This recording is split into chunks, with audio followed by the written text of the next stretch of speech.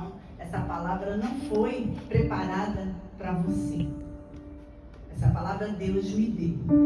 Depois você disse que viria e aconteceu até aquilo tudo. Mas essa palavra, Amanda, fala sobre sonhos. Os sonhos de Deus sobre a nossa vida não podem se perder. Os sonhos de Deus sobre a nossa vida não podem morrer. Se Deus permitiu que o sonho nascesse no nosso coração, nós não vamos sair dessa terra sem ver o nosso sonho realizado. Porque Deus realiza os nossos sonhos. Porque o sonho, antes de nascer em nós, nasceu no coração de Deus. Então Ele não vai nos frustrar, porque Ele projetou esse sonho para nós. Então a palavra que Deus me deu vai falar a história de uma mulher lá no Velho Testamento, antes de Jesus ter nascido. Essa história aqui aconteceu na vida de uma mulher há mais ou menos 800 anos antes de Jesus nascer. Ora, nós estamos em 2022, depois do nascimento de Cristo. Essa história acontece 800 anos antes do nascimento de Jesus. É uma história bastante antiga, mas que está registrada aqui na palavra de Deus. E se Deus permitiu que essa história viesse para cá, é porque Ele quer falar conosco. Interessante que nessa história que eu vou relatar, não diz o nome dessa mulher. Nós lemos a palavra de Deus, vemos algumas histórias, tem um nome do personagem principal. Mas essa história que se encontra lá no livro, você pode abrir, 2 Reis, Gênesis, Êxodo, Levítico, Números, Josué, Deuteronômio, Josué, Juízes, Ruth, Samuel, Crônicas, Reis.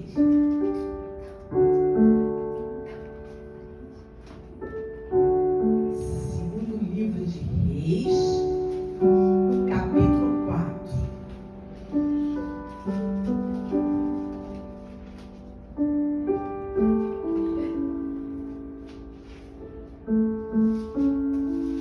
Virou aqui a folha. Capítulo 4.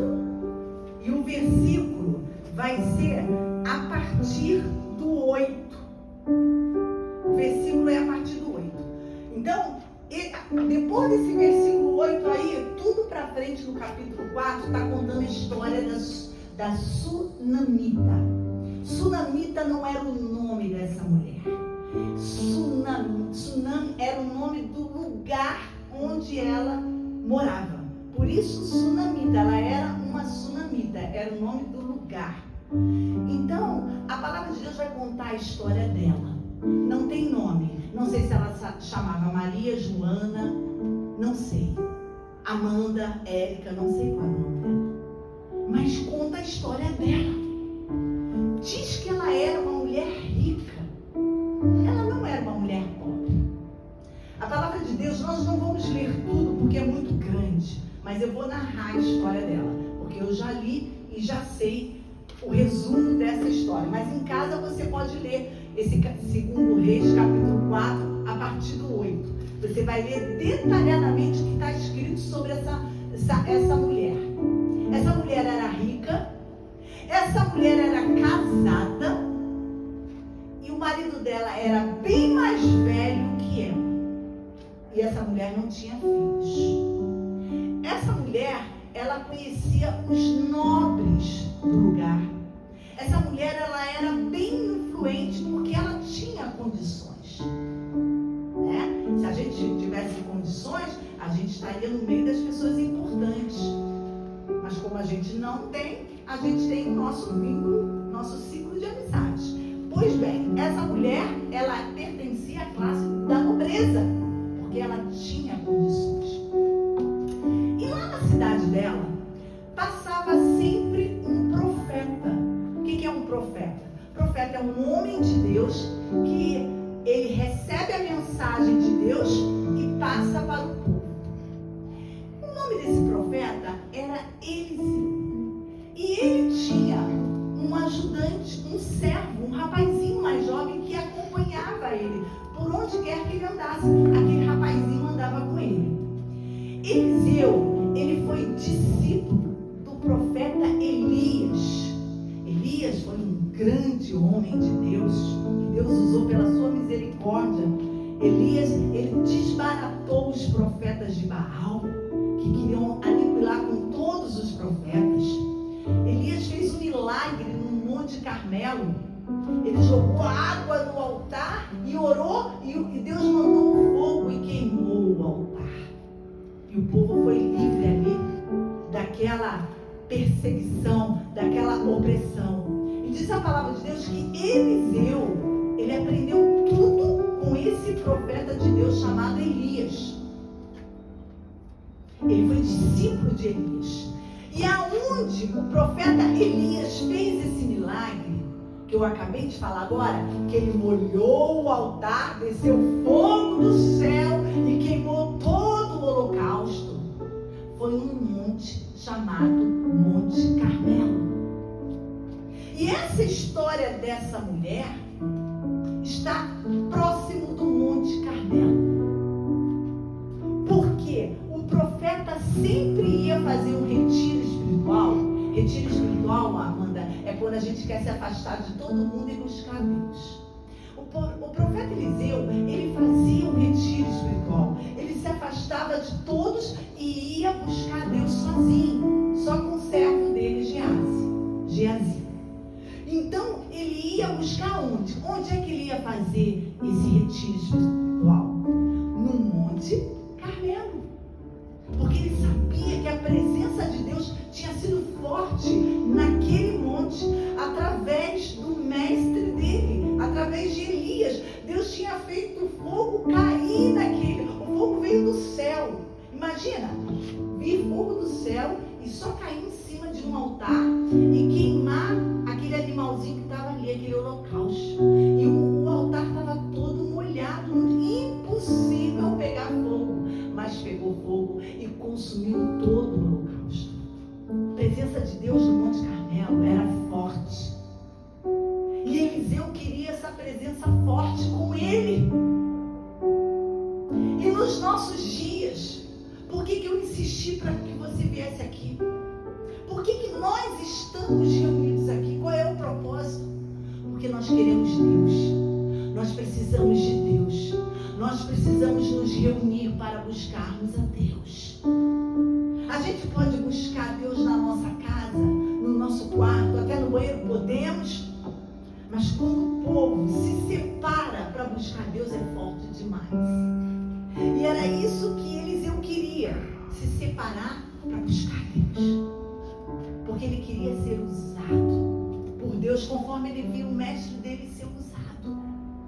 E ele passava na porta da sunamita, daquela mulher rica que eu contei no início da história.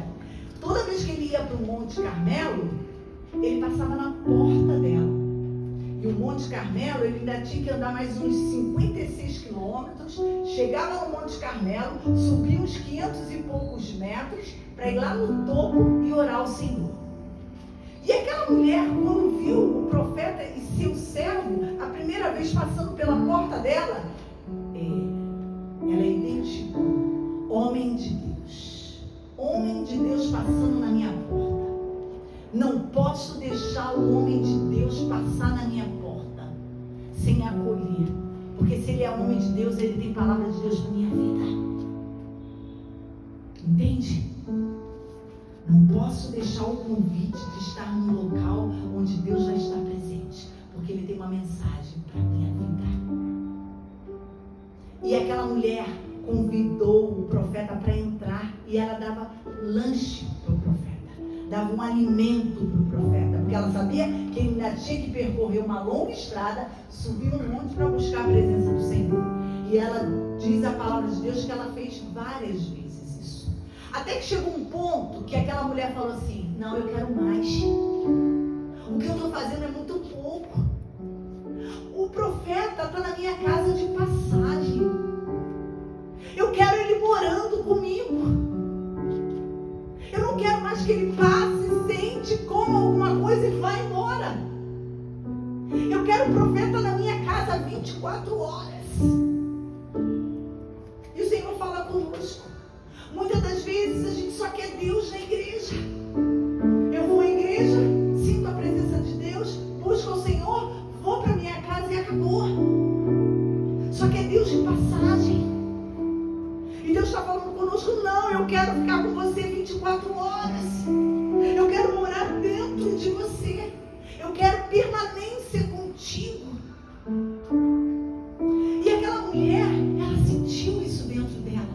Apesar dela não conhecer Jesus, Jesus ainda não tinha vindo ao mundo. Mas ela, eu quero esse homem de Deus aqui na minha casa. Porque se ele ficar aqui na minha casa 24 horas, ele vai trazer mensagens de Deus para a minha vida. E eu preciso ouvir a mensagem de Deus para a minha vida. Eu preciso saber o que Deus quer para a minha vida. Olha, aquela mulher era rica. Aquela mulher tinha posses. Aquela mulher poderia passear, ir para outros lugares, conversar, visitar a casa dos amigos nobres, trazer a nobreza para dentro da casa dela. Não. Ela sabia que tudo isso era passageiro. Ela tinha um vazio dentro dela que as pessoas humanas não podiam preencher. O rei daquele lugar não podia preencher. Os generais não podiam preencher. As mulheres da nobreza não podiam preencher. Ela tinha algo que ela sabia. Homem nenhum pode preencher.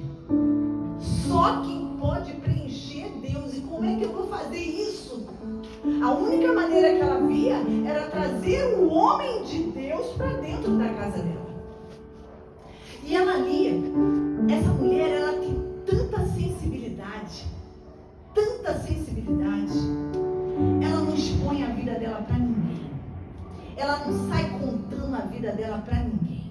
Ela tinha um vazio, mas ela não contou o vazio dela para ninguém. Era um segredo dela com Deus, mas o que estava ao alcance dela fazer, ela fazia. Quantas das vezes a gente tem um vazio dentro de nós? A gente tem algo aqui dentro que precisa ser preenchido e a gente cruza os braços. Deus vai me ouvir. Deus vai mandar a resposta que eu quero. Sim, Ele vai nos ouvir, Ele vai mandar a resposta. Mas qual é a minha participação? Deus, Ele libera a palavra sobre a nossa vida. Mas há uma guerra. Há uma guerra. Os demônios não querem que a palavra que Deus libere chegue até nós. E a gente tem que orar muito para dar força aos anjos, eles vencerem e trazerem a palavra para a gente, para se cumprir na nossa vida. Nada na vida do cristão é fácil. Nada. Tudo é com luta. Tudo é com força. Por quê? Porque nós temos um exemplo. Jesus foi o nosso exemplo de força maior. Ele passou por tudo aquilo que todos nós sabemos que está na Bíblia. Ele chegou a transpirar sangue. Ele chegou a falar, Pai, se possível for, afasta de mim esse cálice. Ele sentiu a dor que o homem sente. Acho que a pior dor que Jesus sentiu foi na hora que ele estava na cruz, com a multidão de pecados, e Deus teve que se ausentar. A presença de Deus teve que se afastar dele. Porque aonde tem pecado não tem presença de Deus.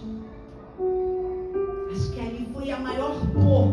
Jesus estava sozinho, sem a presença do Pai. E ele venceu. Ele estava ali na condição de humano, como eu e você, mostrando para nós: eu consegui, você consegue. Por que tu pensa que tu não pode conseguir? Eu que te dou a força, eu que venci por você. Eu venci essa luta por você lá atrás. Entenda que eu já venci a tua luta. Tome posse da vitória. Mas a vida com Deus, ela é movida pela fé. Ela não é movida pelas circunstâncias. ela não é movida pelo nosso olhar natural. É pela fé. Eu creio que Jesus combateu a minha luta e Ele venceu por mim. E eu já sou vencedora. Eu já sou vencedora. Eu sou vencedora primeiro porque eu nasci. Eu sou vencedora. Amanda é vencedora. Você tem uma mãe guerreira. Uma mãe que está lutando com todas as forças dela para não ir embora agora, para ficar juntinho de você. Você é uma vencedora. Ela é uma vencedora. Você é uma vencedora. Você é uma vencedora porque você é saudável. Você é uma jovem bonita. Uma jovem saudável. Você é inteligente. Você raciocina. Você trabalha. Você é vencedora. Porque Jesus venceu tudo isso por ti. E aquela mulher sabia que ela no fundo ela era vencedora. Ela tinha a vitória dela já garantida por Deus. Mas ela queria saber qual é a minha parte. O que eu preciso fazer. E aí ela chega, não, o profeta está de passagem na minha casa, não está legal. Eu quero ele permanente na minha casa. E ela chega para o marido dela e fala, amor, vamos construir no terraço um quarto para o profeta. Uma suíte. Eu quero dar conforto.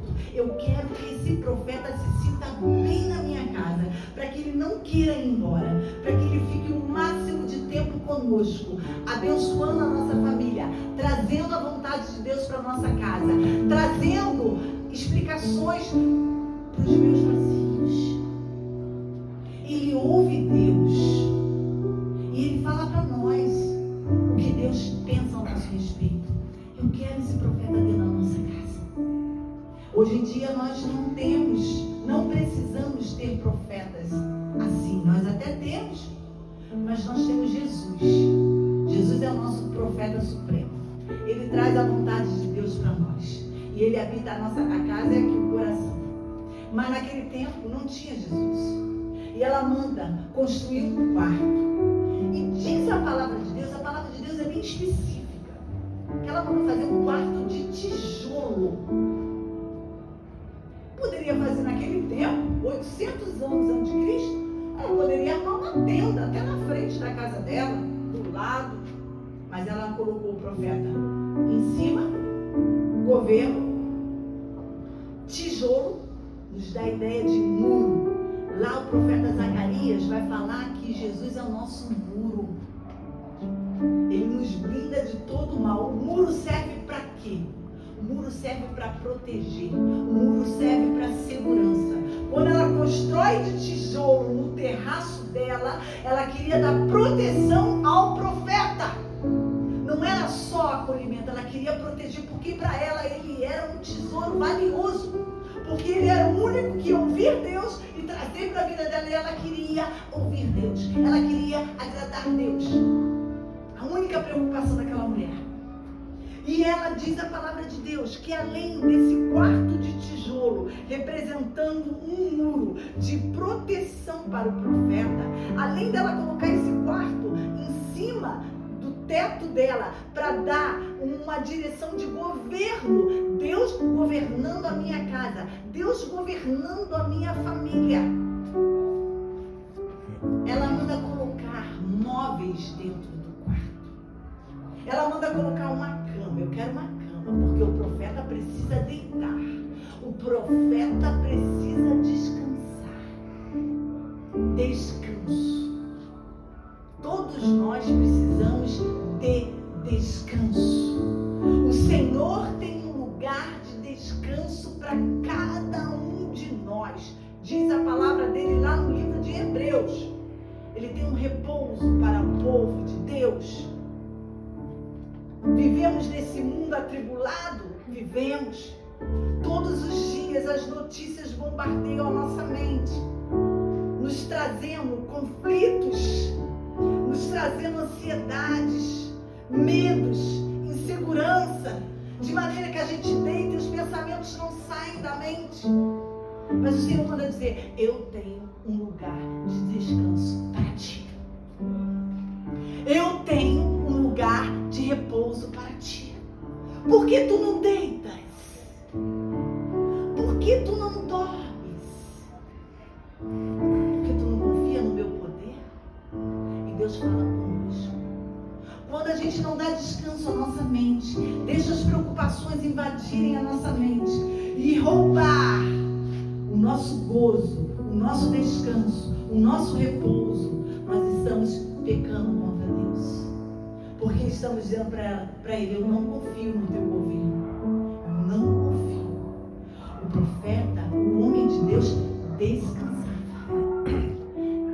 Ele podia estar sendo ameaçado de morte, sendo caçado, que ele deitava e dormia. Porque ele sabia que estava no controle da vida dele e era Deus. E ele tinha confiança. Então, dentro da nossa mobília espiritual, tem que ter uma cama, tem que ter um lugar de descanso. Essa é a prova que Deus quer que nós confiamos nele. Quando a gente consegue descansar no meio de um temporal. Jesus nos mostrou isso. Jesus, quando ele estava aqui na terra, ele passou numa tempestade em alto mar. Sabe onde Jesus estava dentro daquele barquinho? O barquinho quase virava, era onda gigantesca. Jesus estava dormindo, porque ele sabia quem cuidava dele. Quem cuidava dele era o Pai. Ele não ia morrer naquele naufrágio. Ele tinha certeza de quem estava cuidando dele. Ele tinha segurança, confiança. E Jesus também queria nos ensinar isso. Para você ser meu seguidor, você tem que confiar em mim.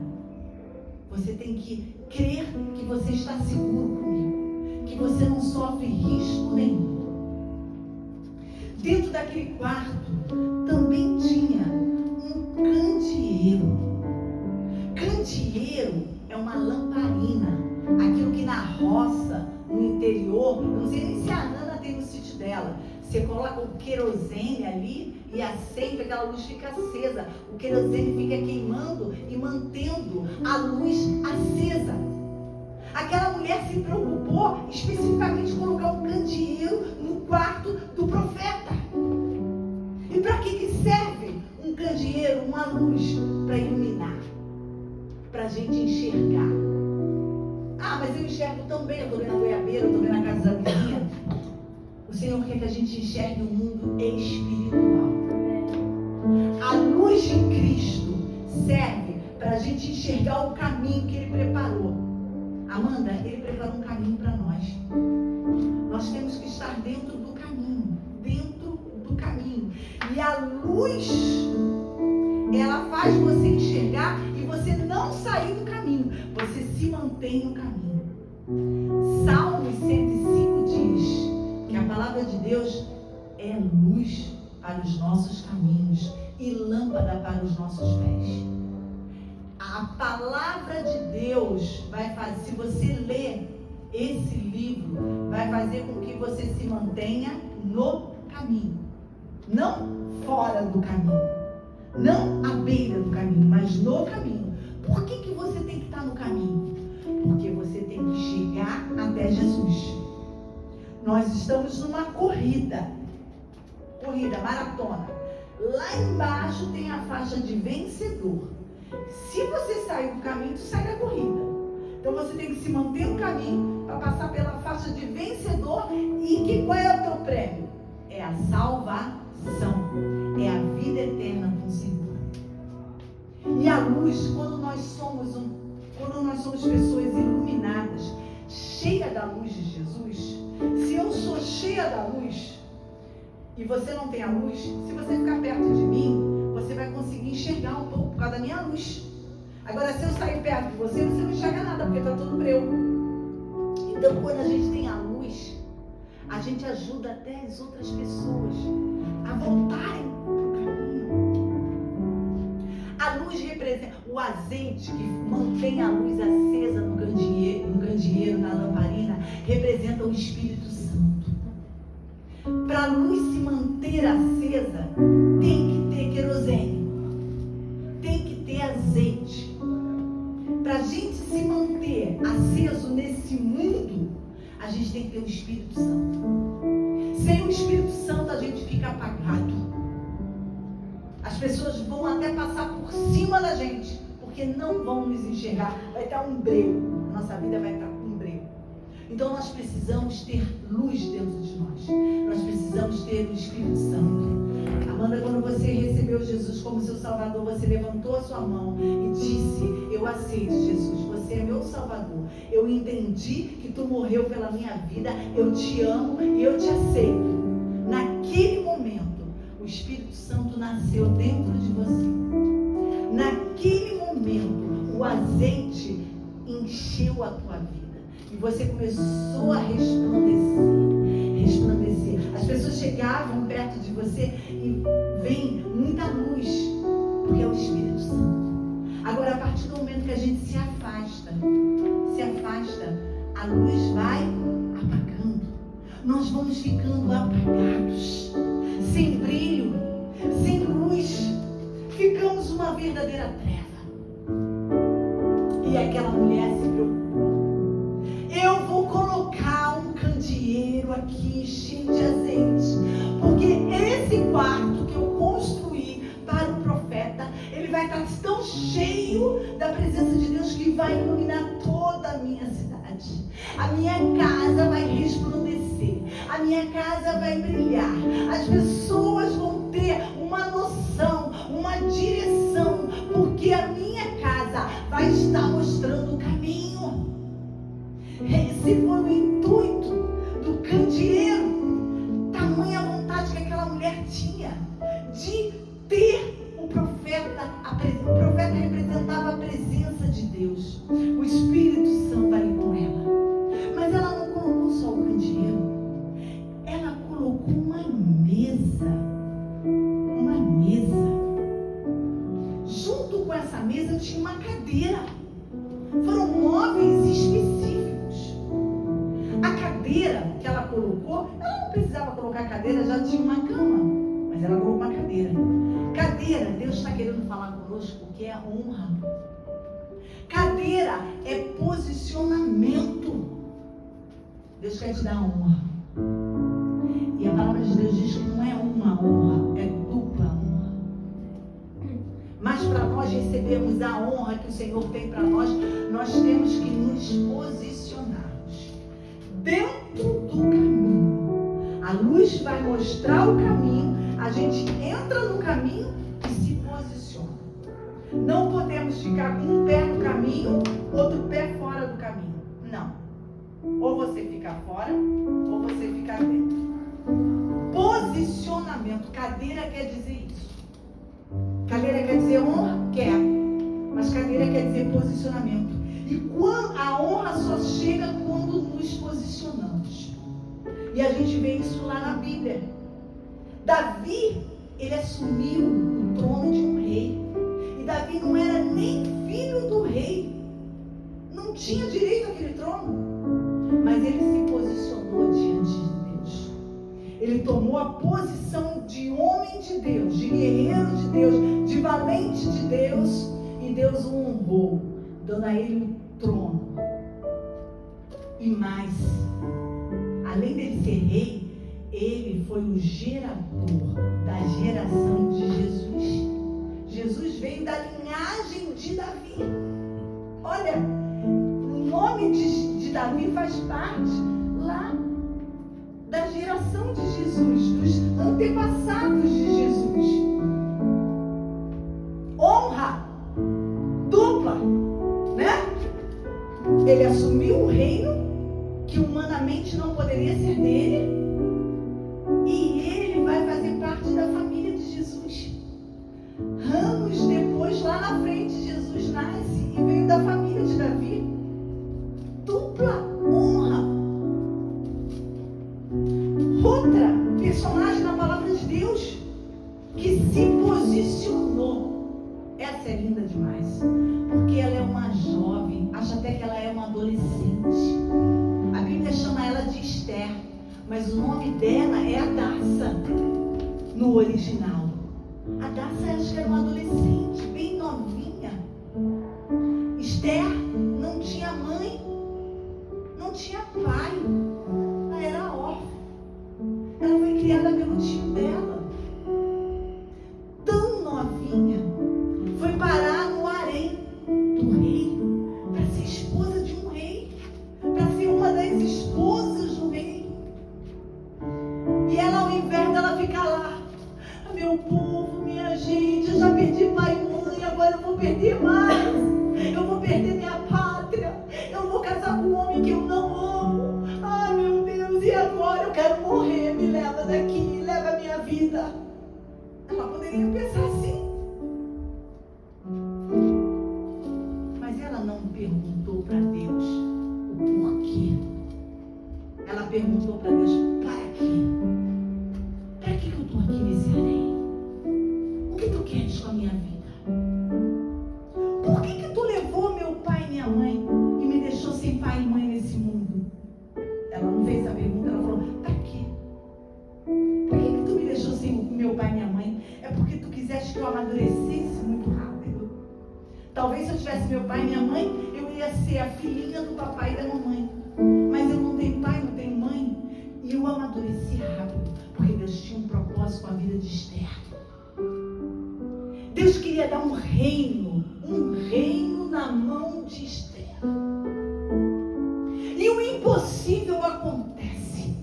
Ela vai parar no harém de um rei para ser uma das concubinas do rei, mas já tinha a esposa oficial do rei, Vasti, rainha Vasti. E olha, quando Deus tem um propósito para a nossa vida, Ele que arruma tudo. Vasti era a rainha, e acontece um fato que Vasti desagrada o rei, e o rei tira ela da posição de rainha e manda ela embora. E agora, não tem rainha, mas eu preciso de uma rainha, eu sou o rei, vamos no harém escolher uma rainha. Enquanto as outras meninas, tudo se embelezando, tudo.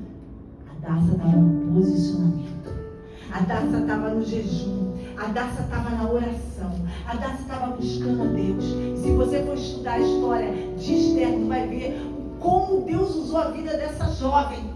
Ela livrou o povo dela de morte. O que estava sendo planejado era o extermínio de todos os judeus ali.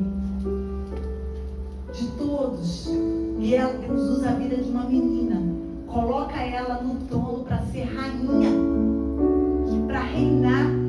Para Deus usar a boca de Esther para convencer o rei e livrar o povo dela da morte. Uma menina órfã. Podia ter todos os motivos para nos nossos dias estar em depressão, estar num consultório de psicólogo, psiquiatra, se enchendo de remédio, toda chapadona. Eu quero morrer, eu não quero viver. Minha vida não tem sentido. Para que, Deus? Por que eu nasci, Deus? Eu não devia ter nascido, Deus. Esther tinha todos os motivos para estar nessas condições. Mas ela não, se eu estou aqui, se tudo isso aconteceu, é porque Deus quer me usar e eu vou deixar Ele me usar. Eu vou deixar Ele me usar. E deixou. E grande foi o livramento que aquela jovem conseguiu extrair de Deus para o povo dela, para a nação dela. Por que eu estou falando tudo isso? Porque cada um de nós nasceu com um propósito. E nada pode impedir que esse propósito se cumpra em nós. Nada. Vamos levantar a nossa cabeça.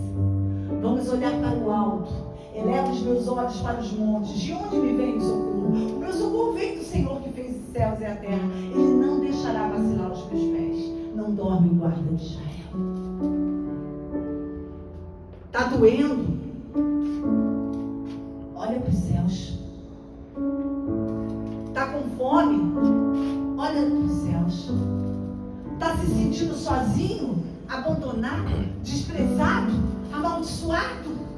Olha para o céu. É de lá que vem o teu socorro. O nosso socorro não vem de pessoas. O nosso socorro vem do Senhor. E aquela sunamita coloca lá essa cadeira, porque ela sabia que havia um posicionamento espiritual na vida do profeta, porque ele era mensageiro de Deus ali naquele local. E se tinha posicionamento, tinha a honra de Deus. E ela queria usufruir. Ela queria estar debaixo dessa honra. E ela coloca uma mesa. A mesa, o Senhor está dizendo, a mesa é para isso que a gente está pensando mesmo, para a gente se alimentar. É a mesa do banquete. Banquete de quê? O banquete da nossa vitória. Salmo 23, o Senhor meu pastor e nada me faltará. Lá no versículo 5 diz que tem uma mesa preparada perante os nossos inimigos. Que mesa é essa? É a mesa do banquete da nossa vitória. Quem são os inimigos? Quem são os seus inimigos? Quem são os seus inimigos? Quem são os seus inimigos? Quem são os seus inimigos? Quem são os nossos inimigos? Os nossos inimigos são pessoas? É o nosso pai? É a nossa mãe? É a nossa amiga? É o nosso patrão? Quem são os nossos inimigos? Os nossos inimigos são espirituais. Os nossos inimigos são seres invisíveis que tentam nos destruir dia após dia. Depressão é um inimigo. Melancolia é um inimigo. Angústia, ansiedade, inimigo. E a palavra de Deus: vou eu preparar um banquete, o banquete da vitória, porque você venceu os seus inimigos e eles agora estão convidados para a festa que você está dando. Amanda, quem é que disse que os seus sonhos não vão acontecer? Tem uma mesa posta com um banquete da vitória para você chamar todos os teus inimigos, os pensamentos que disseram que você não ia conseguir, para comemorar a tua vitória. Amém. Tem uma mesa para nós. Eu tenho uma mesa para mim. Cada um tem uma mesa preparada. Vamos tomar posse. Vamos tomar posse. Vamos nos assentar à mesa. Mas não vamos deixar a luz se apagar. A luz tem que ficar acesa. Para a gente conseguir sentar nessa mesa e comemorar, a gente tem que estar dentro do caminho. E a gente tem que ter a luz dentro de nós. E a luz é o Espírito Santo de Deus. Para que o Espírito Santo de Deus? Aí, eu peço a vocês que abram em Isaías, capítulo 61.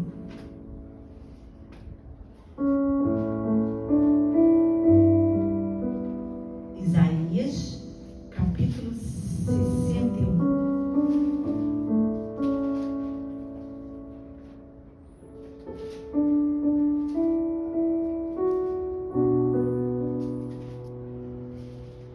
Texto conhecido, né? Tem até um louvor com ele. Diz assim: